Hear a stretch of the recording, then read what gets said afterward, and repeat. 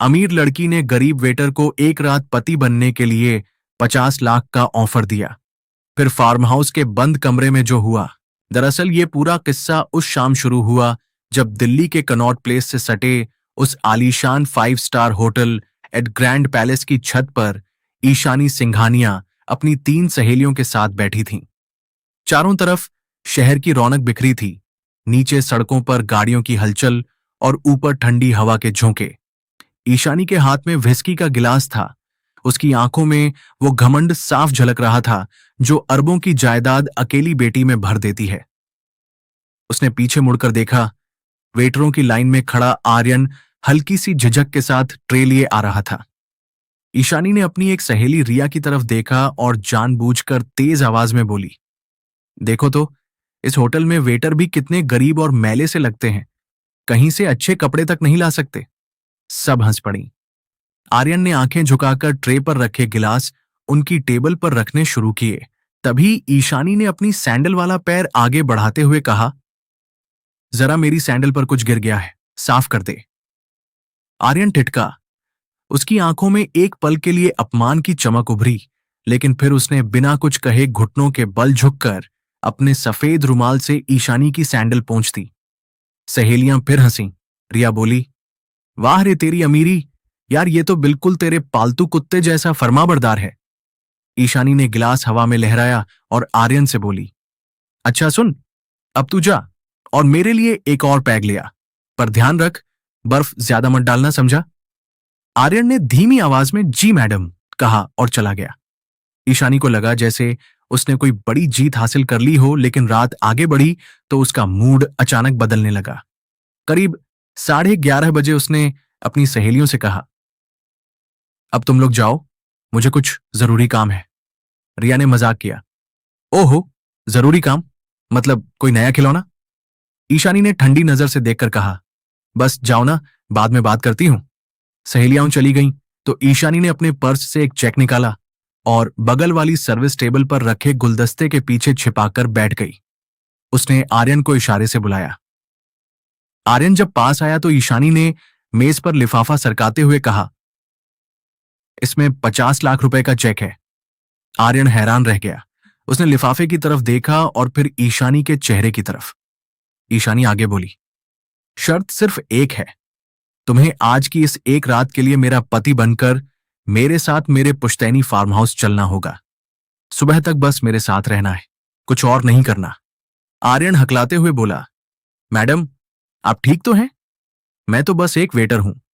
ईशानी ने तपाक से कहा, यही तो चाहिए, कोई ऐसा जो दिखने में मेरे स्टैंडर्ड का ना लगे पर मेरे कहे पर चले। और पैसे देख, तेरी जिंदगी की सबसे बड़ी रकम है ये। तेरी मां बीमार है ना, ये रकम उसके इलाज के लिए काफी है। आर्यन का चेहरा उतर गया। सचमुच उसकी मां को किडनी की बीमारी थी और डायलिसिस का खर्चा उठाना उसके लिए रोज मौत से लड़ने जैसा था। उसने धीमी आवाज में पूछा, आपको कैसे पता? ईशानी ने होंठों पर हल्की सी मुस्कान लाते हुए कहा, मेरे पास पैसा ही नहीं, पहुंच भी है, तो हां या ना? आर्यन ने भरी सांस ली, आसमान की तरफ देखा और फिर सिर हिलाकर बोला, ठीक है, मैं चलूंगा। ईशानी तुरंत खड़ी हो गई और बोली, चल फिर, मेरी कार नीचे है। दोनों लिफ्ट से नीचे आए और होटल की भव्य लॉबी से गुजरकर बाहर खड़ी चमचमाती मर्सिडीज में बैठ गए। ईशानी ने खुद ड्राइविंग सीट संभाली। आर्यन पीछे बैठने लगा तो वह झल्लाकर बोली, सामने बैठ, पति बना है ना, पीछे क्यों बैठता है? आर्यन सामने बैठ गया और कार तेजी से सड़कों पर दौड़ने लगी। करीब 1.5 घंटे की ड्राइव के बाद कार शहर के बाहर सुनसान हाईवे पर मुड़कर एक संकरी पक्की सड़क में घुस गई। चारों तरफ घने पेड़, अंधेरा और बीच बीच में टिमटिमाती स्ट्रीट लाइटिंग।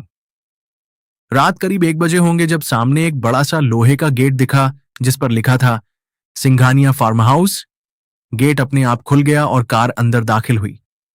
फार्म हाउस पुराने जमाने की हवेली नुमा बिल्डिंग थी। बाहर बड़ा सा लॉन, बीच में संगमरमर का फव्वारा और चारों तरफ हल्की पीली रोशनी। ईशानी ने कार रोकते ही गहरी सांस ली, जैसे कोई भारी वजन उसके सीने पर हो।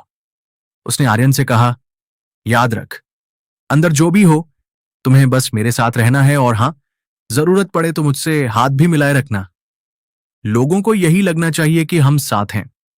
आर्यन ने सवालिया नजर से देखा तो ईशानी ने झिड़कते हुए कहा, सवाल मत पूछ।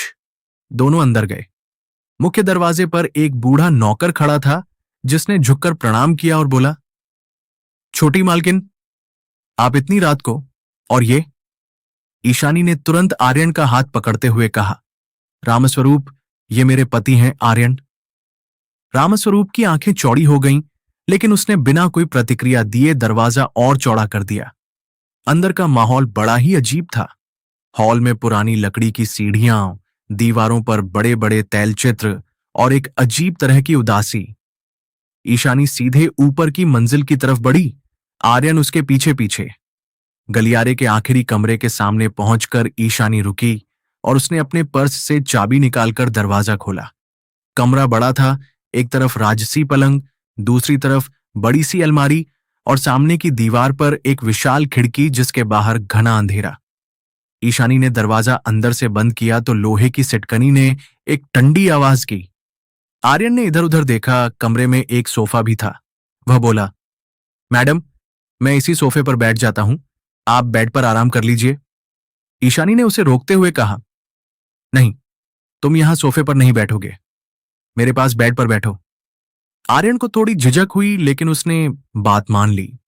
ईशानी ने कमरे की बत्ती बंद कर दी, सिर्फ बेड के पास वाली हल्की रोशनी जलती रही।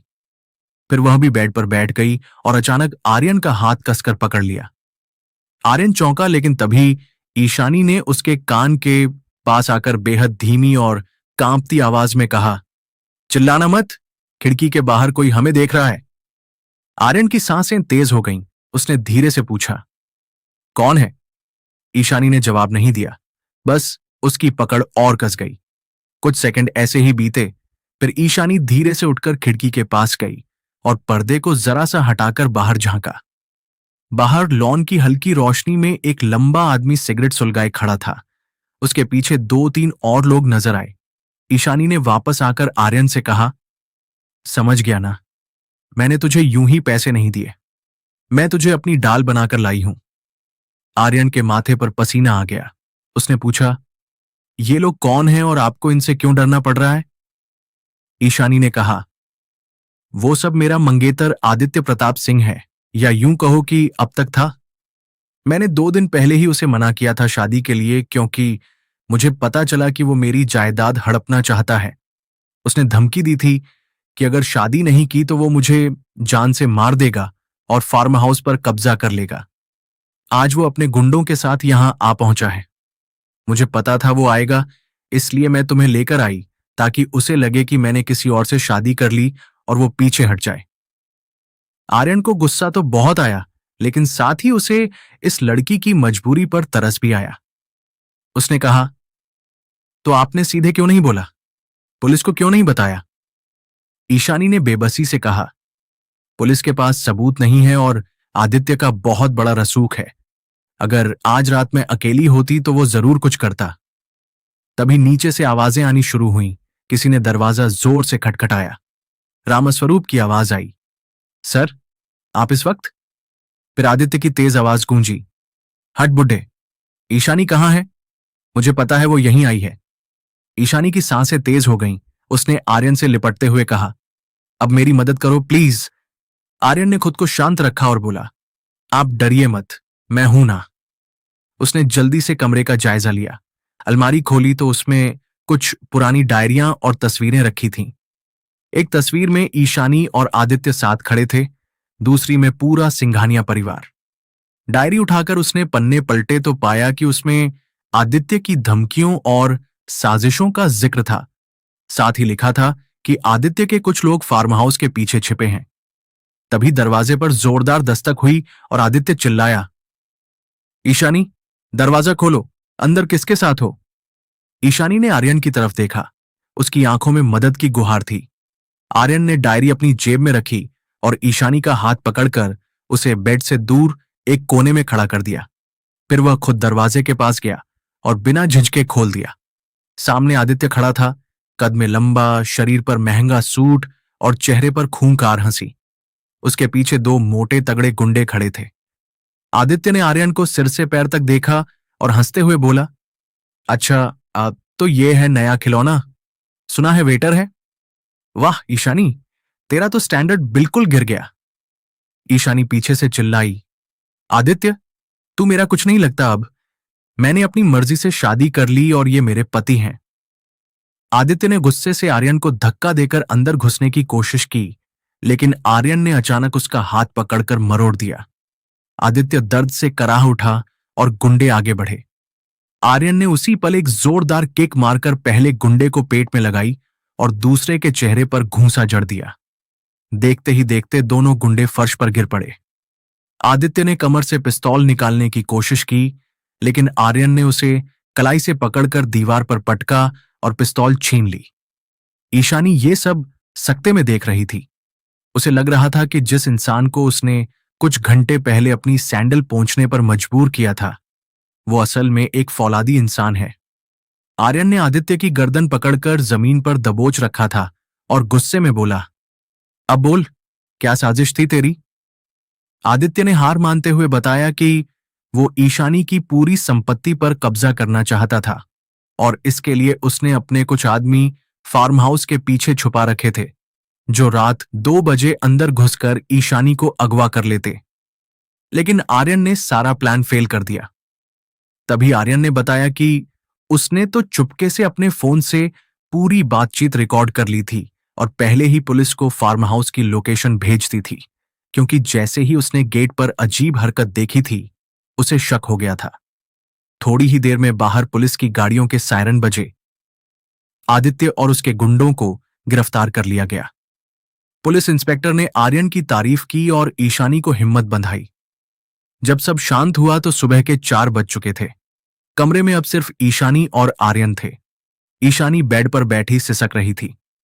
आर्यन ने पानी का गिलास उसकी तरफ बढ़ाया तो उसने उसका हाथ थाम लिया और बोली, मुझे माफ कर दो आर्यन, मैंने तुम्हें बहुत नीचे समझा, लेकिन तुम तो बहुत ऊंचे निकले। आर्यन मुस्कुराया। उसने कोई जवाब नहीं दिया। सुबह का सूरज निकला। फार्म हाउस का लॉन सुनहरी धूप में नहा गया। ईशानी ने अपने पर्स से वहीं 50 लाख का चेक निकाला और आर्यन के सामने रखते हुए कहा, यह तुम्हारा हक है, प्लीज रख लो। आर्यन ने चेक उठाया, एक पल उसे देखा और फिर धीरे से उसे 2 टुकड़ों में फाड़ दिया।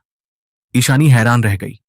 आर्यन बोला, इज्जत कमाई जाती है ईशानी, खरीदी नहीं जाती।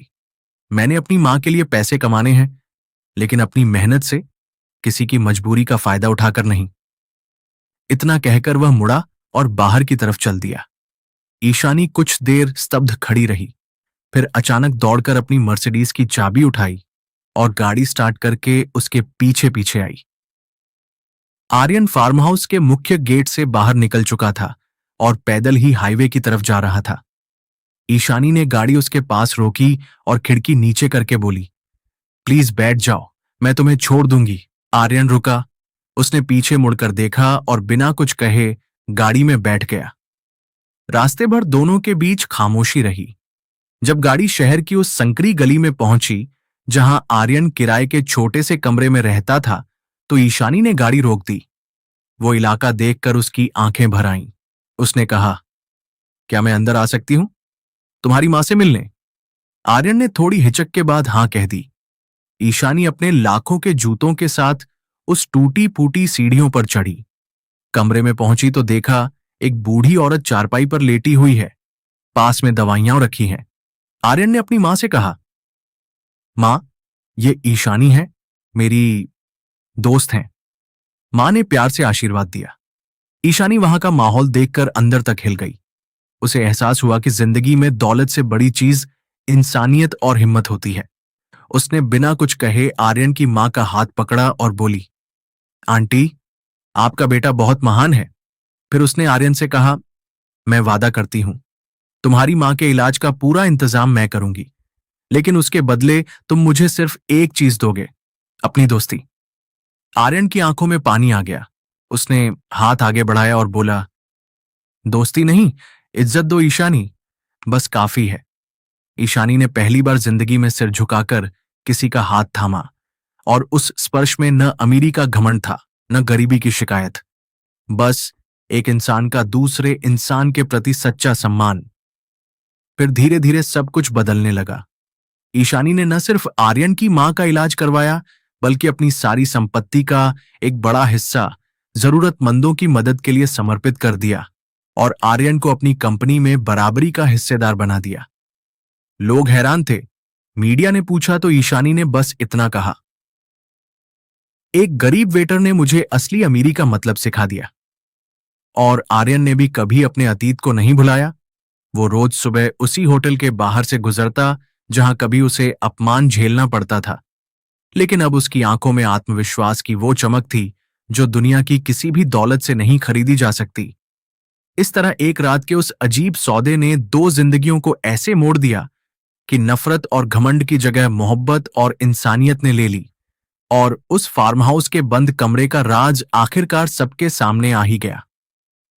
दोस्तों, इस कहानी से हमें यही सीख मिलती है कि इंसान की असली कीमत उसके बैंक बैलेंस से नहीं, बल्कि उसके दिल की दौलत से होती है। जिंदगी में कभी भी किसी को उसकी हैसियत या पेशे की वजह से कमतर मत समझो, क्योंकि पता नहीं कब सामने वाला शख्स आपकी जिंदगी का सबसे बड़ा मददगार बन जाए। अमीरी सिर्फ पैसे से नहीं मापी जाती। असली अमीर वो है जिसके पास एक सच्चा और बहादुर दिल हो। और हां, इज्जत हमेशा कमाकर हासिल करो, किसी से मांग कर या खरीद कर नहीं। अगर आपको ये कहानी पसंद आई हो तो प्लीज इसे लाइक कीजिए। कमेंट में बताइए कि आपको सबसे अच्छा मोड कौन सा लगा, और ज्यादा से ज्यादा शेयर कीजिए ताकि ऐसी इमोशनल और सीख देने वाली कहानियां सब तक पहुंचें।